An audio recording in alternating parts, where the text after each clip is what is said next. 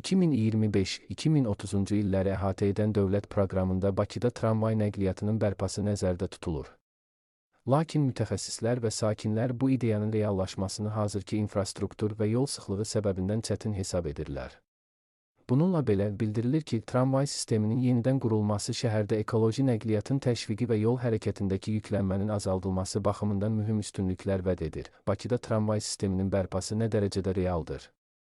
Bu, hansı əraziləri əhatə edə bilər? Milli AZ xəbər verir ki, mövzu ilə bağlı Global Info AZ-da danışan nəqliyyat eksperti Eldəniz Cəfərovun sözlərinə görə, Bakıda tramvayların fəaliyyəti mütləq bərpa olunmalıdır, lakin bu, sadəcə dekorativ xarakter daşımamalı, turistlər üçün əyləncə vasitəsinə çevrilməməlidir.